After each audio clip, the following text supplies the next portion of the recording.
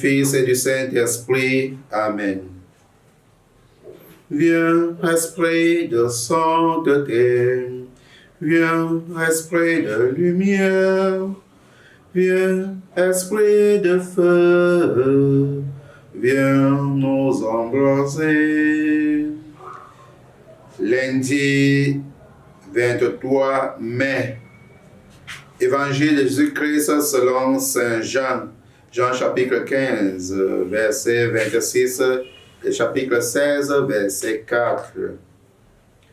En ce temps-là, Jésus disait à ses disciples, « Quand viendra le défenseur, que je vous enverrai d'auprès du Père, lui l'Esprit de vérité qui procède du Père, il rendra témoignage en ma faveur.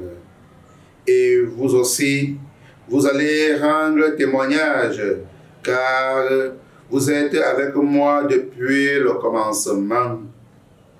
Je vous parle ainsi pour que vous ne soyez pas scandalisés.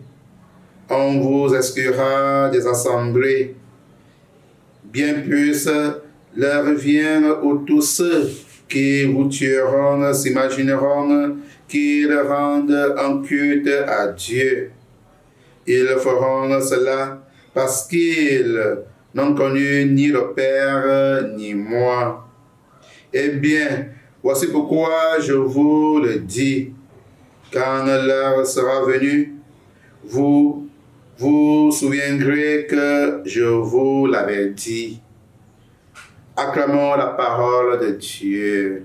Louange à toi, Seigneur Jésus. L'Esprit de vérité rendra témoignage en ma faveur. Et nous aussi, nous devons rendre témoignage. Bien-aimés du Seigneur, bonjour. Dans ce discours d'adieu, Jésus introduit ses disciples dans le mystère de Dieu, un et crine. Seigneur, mon connu le Père, et cela nous suffit. Jean chapitre 14, versets 5 à 8. Jésus oriente notre regard sur le but de notre être chrétien, sur le but de notre être disciple et sur le but de notre être témoin du Christ, qui consiste à une seule chose, faire la volonté de Dieu dans notre vie. À l'exemple donc de l'Esprit de vérité qui rend témoignage à Jésus, à l'exemple des disciples, nous sommes tous appelés et surtout envoyés à être témoins et à témoigner que le Christ est vraiment notre Sauveur dans toute notre vie.